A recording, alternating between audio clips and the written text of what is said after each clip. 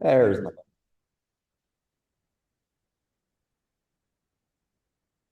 Okay. It didn't say. All right. This is our first time at Code Talent. So thank you for finding the place if you haven't been here before. Code Talent is a fantastic host to a lot of great meetups. Denver Script is the other one I'll call out off the top of my head. They offered us the space for free, which is awesome. So Code Talent does recruiting, technical recruiting. I actually have to say thank you to Matt and Connor because they found me my current role.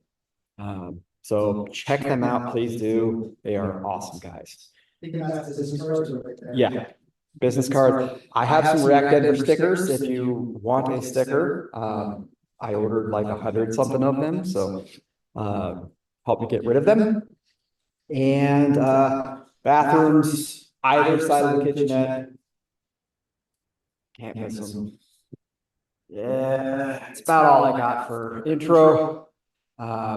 Will has a few things to introduce for some workshops, and then we'll turn it over. Thanks, Jeff. Yeah, two things. First is actually a conference in Boston. I know we're not near Boston. In case you wanted to go to Boston, SquiggleConf is happening for the first time. It's for web dev tooling. So a conference dedicated just to tools, and they have a bunch of people who built tools giving talks. It looks really good. I'll be there in Boston, and if you looked it up, SquiggleConf, and were interested, talk to me. I have a discount code, or if you go on Twitter, you can find one. People are giving out discount codes for that. So that's pretty cool. The other thing is I'm speaking at a conference in 3 months in Spain, Way Web. I'm not going to tell you to go to Spain. Unless you want to go to Spain, go to Spain with me. We'll hang out. I'm giving 2 workshops for that. And I haven't given these workshops in a while. One of them actually is a new workshop. So I want to practice them. So to practice them, I already talked to Code Talent. They're going to sponsor, host it here. Figuring out a Saturday and a Saturday in October. I'm going to give a workshop on writing tests that are actually useful, that you actually like and don't hate. And I'm going to give you another workshop on developer tools, specifically how ASTs work and how to write your own custom lint rules, and also how to write code mods. So if you want to migrate code from one version to another or one library to another, it's a really handy tool. So I'm going to teach you how to do that in 2-3 hours, both testing and dev tooling, 2 separate workshops. Come talk to me. I have posted in the Discord for this meetup that is on the website. It's also in there. So I'm taking RSVPs for that now. I think that's all I got. Thank you, Jeff. All right. Without much more, we have Alex tonight talking about how to do text to diagram stuff, which I haven't touched since I was in college. So I'm quite interested to see. I have not looked at GitHub on purpose because I wanted to see from him. So Alex, take it away here. I'm going to keep the recording going, but go ahead and share your screen. And I will. There you go. Does it work? It does not work yet. I think you have to relinquish the screen sharing.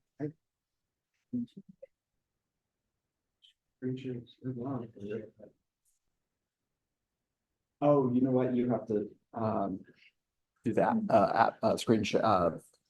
screen mirror. Apple, go to that. You're the far right. You have to go to screen mirroring. I don't think so.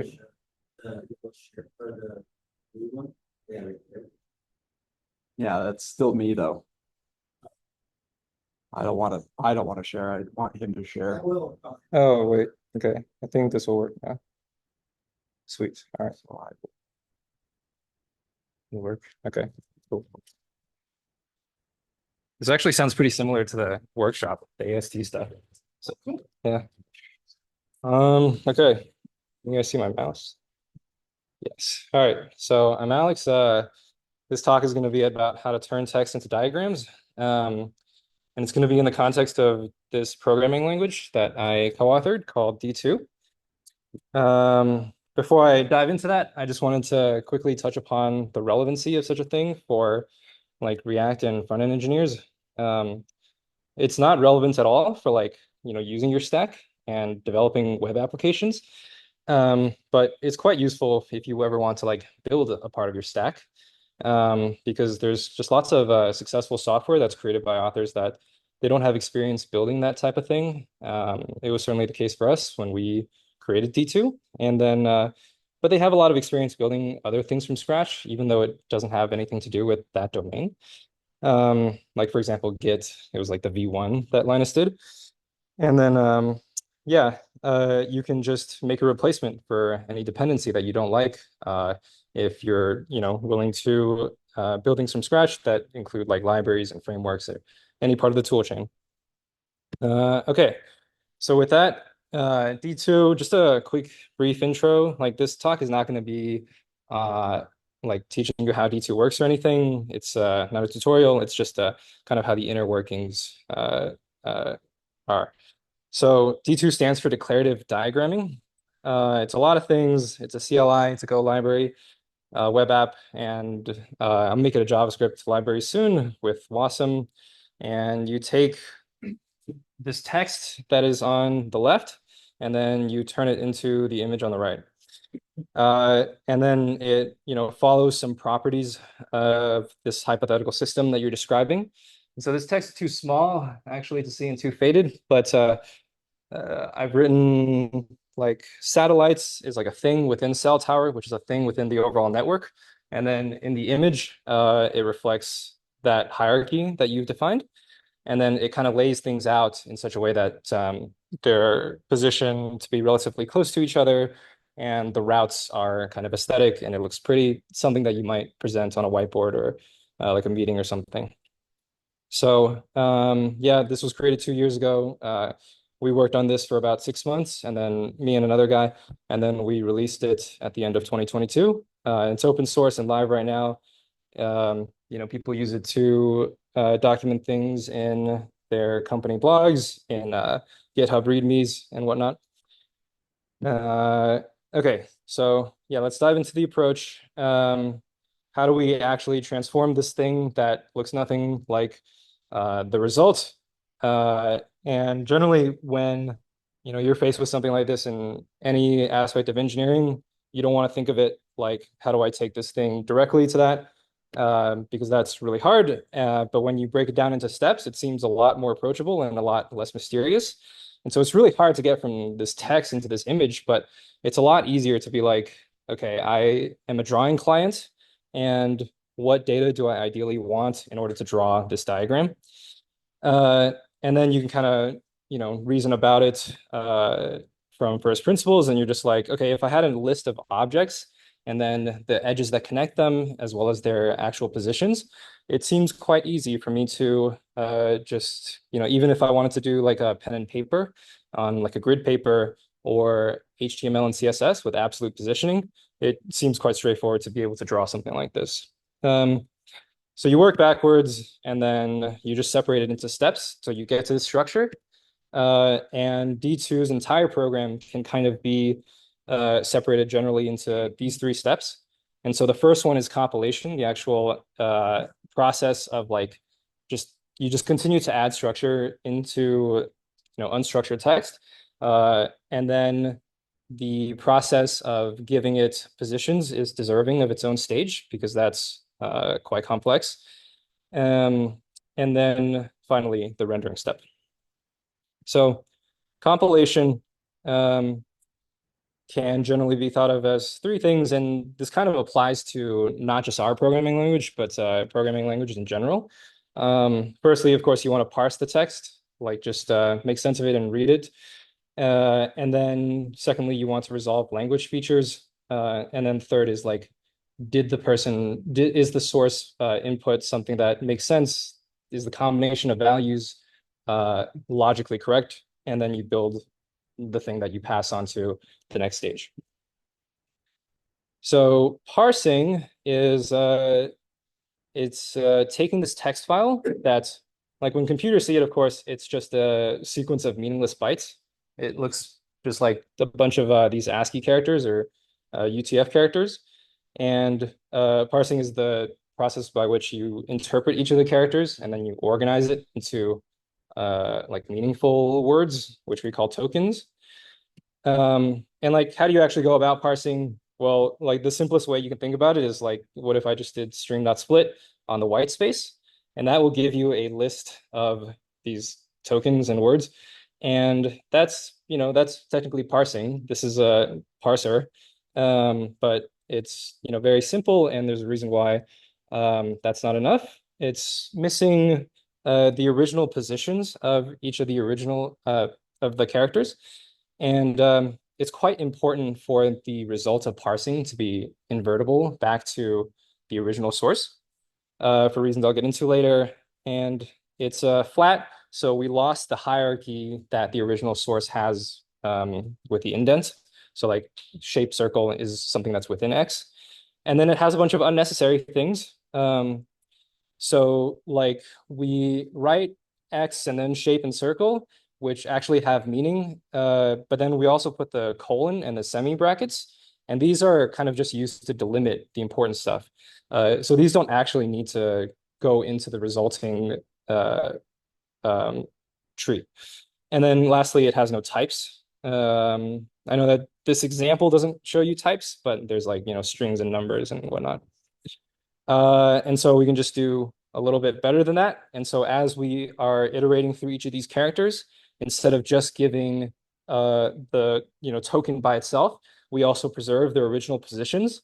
And so these positions are typically like the start of the line number and column number, and then the ending line number and column number.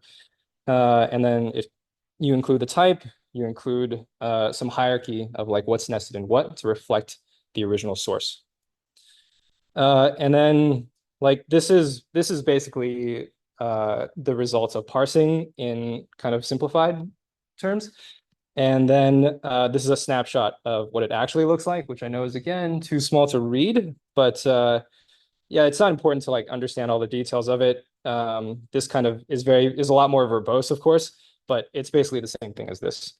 And an abstract syntax tree, the abstract part stands for like its abstracted form.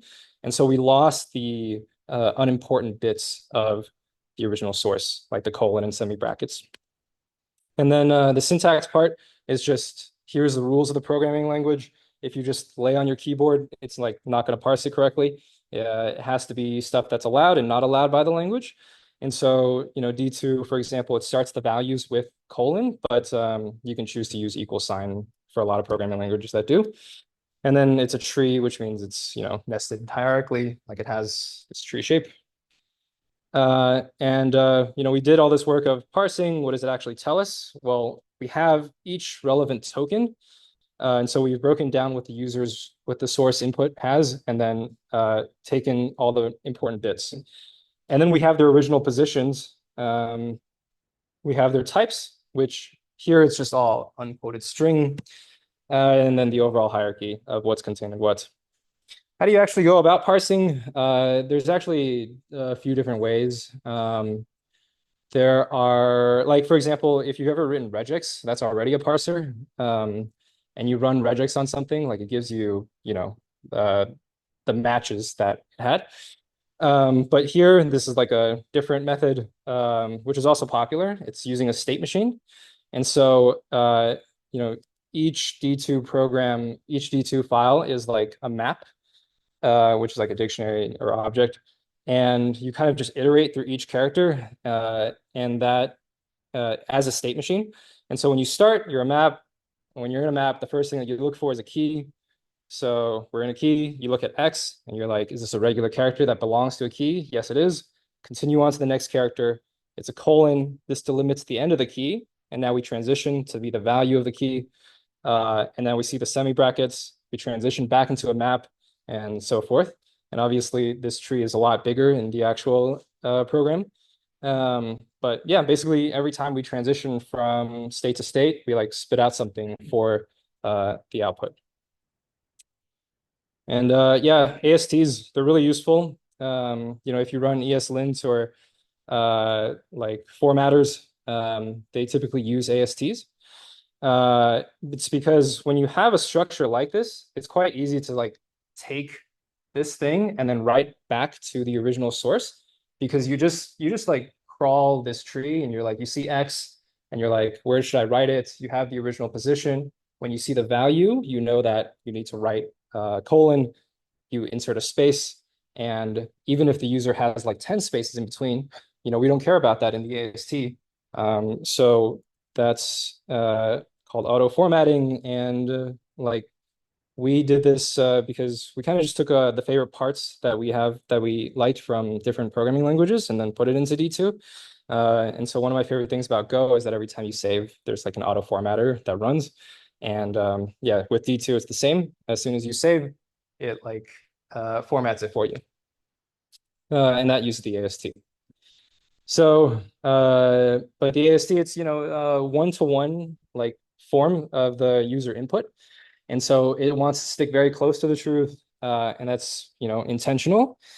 But it's missing a few things, namely, like if you have a program like this, and this is just JavaScript, it's like, how do you actually try to evaluate what X should be? It would be a lot easier if we could reorder these statements and then group it. And now the next stage has an easier time like evaluating it. And this is actually what compilers do under the hood. And secondly, if you have an example like this, I've imported X from a different file and I've set Y to it. What should it evaluate to? You need to parse X and then set Y to the value of that. And so these are the two things that the intermediate representation does. And these are all just like made up names. Like it's just another stage basically in this stage of compilation. But yeah, this is responsible for resolving language features and consolidating nodes. And so if you think of it as like algebra, this is simplifying the algebra.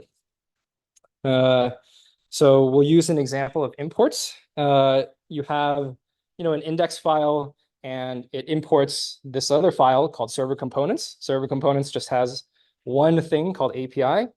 And I keep writing examples that are too small, but here in the AST, the import is actually just a true reflection of what the user wrote. So the user wrote server components. We're going to have it in the AST as server components. We're not going to do any work of resolving it. But after the IR, we've actually resolved it to API. And that is kind of the responsibility of this stage. And then collecting and consolidating nodes is another thing that it does. And this is really similar to the JavaScript example that I had. Of course, you kind of spread out the statements.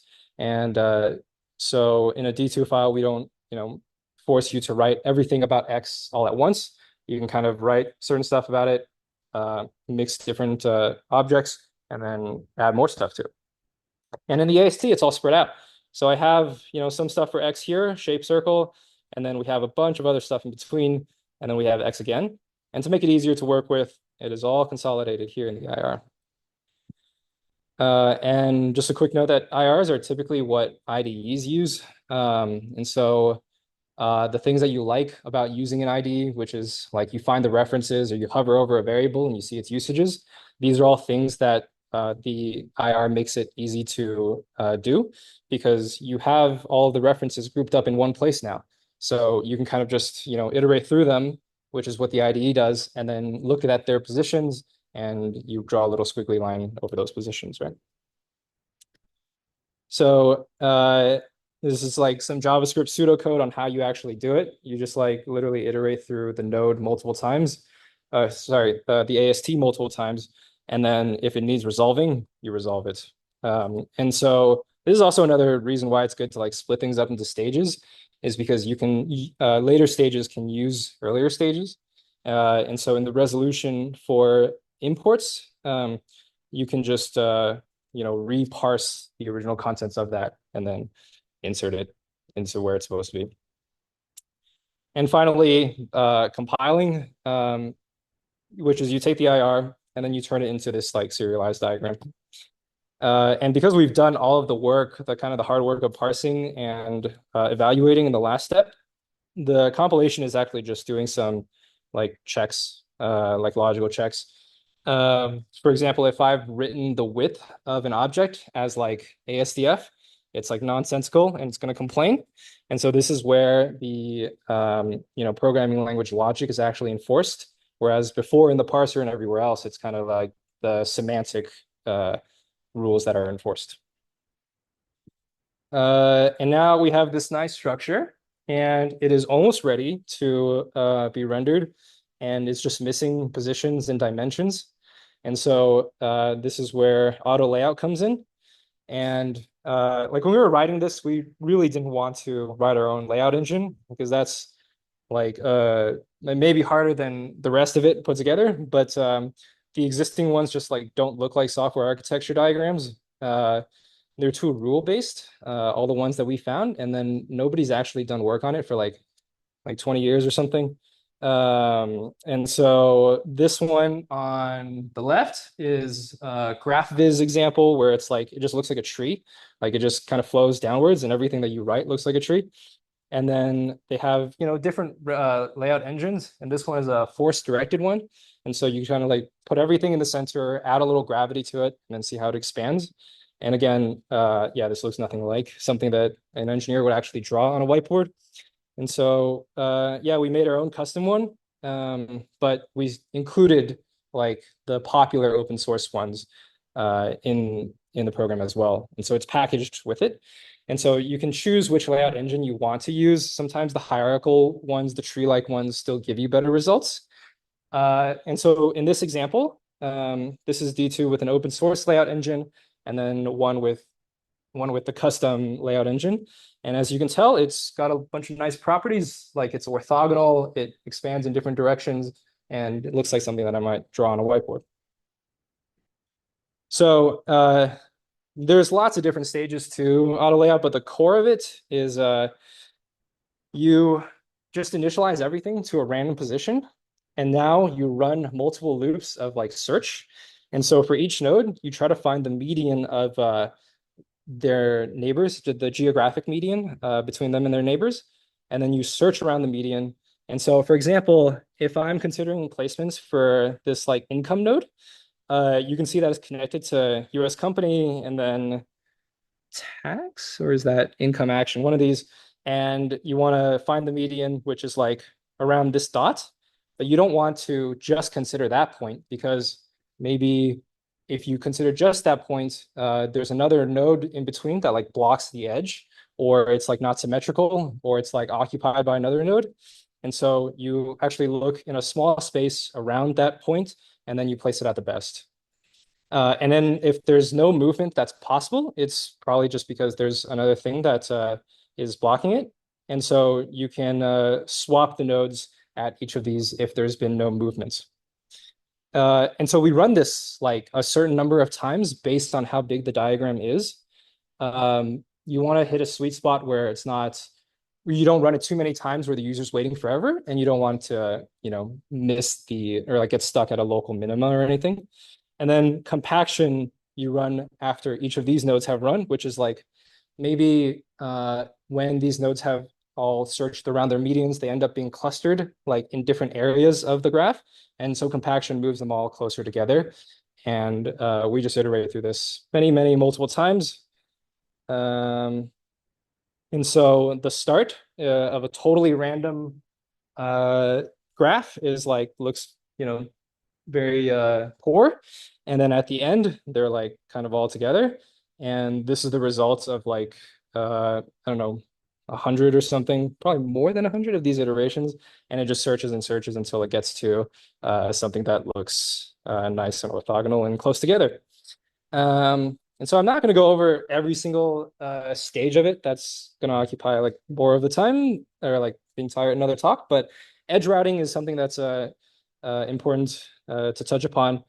So edge routing, you've all seen like the A star, algorithm of like you're in a maze or you're like snake, and then you kind of go around until you hit the end. But if you think about a diagram like this, it's kind of just in free space. And so what we need to do is construct a graph on top of the graph in order for to run like breadth first search or anything on that graph. And so the way that we do this is we kind of take some important points, like the ports of each of these nodes, and then we take some perimeter points, we take some intersections, and then we kind of take, like the grid of all of these points, and then we run search on that. And this is a screenshot of our internal tool, which kind of sees like I'm, the US company node trying to get to expenses, and I search through all the ports. The red means that it's already occupied, so I can't go there. The green is like the path that I eventually took. And you definitely can't see it, but if you zoom all the way into these blue numbers, it tells you like the cost of each of these. And so it is actually just running search, like traditional search on these. And this is like all of the processes that, all of the stages that happen. And so we have like mini algorithms within the entire algorithm. Like for example, things that look like trees, things that look like hierarchies are like pre-processed. And then at the end, you get a nice diagram like that. So that's auto layouts. And then rendering, we finally have all of the information and data that's needed for rendering. And we kind of just roll our own SVG drawing client. We want to write more clients, but currently SVG is kind of the standard for a lot of diagrams. And then we get to different export formats by like running a headless browser or like taking screenshots of it, things like that. And I guess we do have, we do have multiple rendering engines, but they're both SVG. One is just like the standard SVG where you literally like draw a polygon and then you insert all of these points. And then the other one is because the hand-drawn aesthetic is so popular in software engineering, we included that in D2. And so if you ever use like Excelsior or there's probably other ones, TL Draw, you are familiar with this, and it uses like a JavaScript library to do it. But because we're a Go program, we embedded, this is like a clear picture of it because the other one was too small, but it looks hand-drawn. Because we're a Go program, the way that we did the JavaScript library, called the JavaScript library, is like we embedded a JavaScript runner in the Go package that we have. And then for each of the objects, we just call the JavaScript library with that JavaScript runner, get the output, and insert it where the SVG should be. And so at the end, you have a nice diagram. That's the end. Thanks. No helps. Any questions? All right. Thank you all.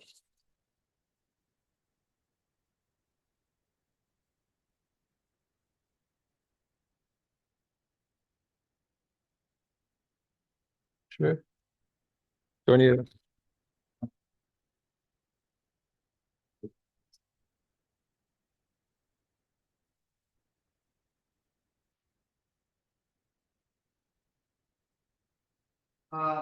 That's it. The talks for today. Next month will. That's next month. Not next month. Oh, next month is May. Well, yeah, I think. Where are you? Yeah, or someone else. If no one wants to give the talk, I am working on some sort of beginners intro stuff. So that'll probably be next month here, first Tuesday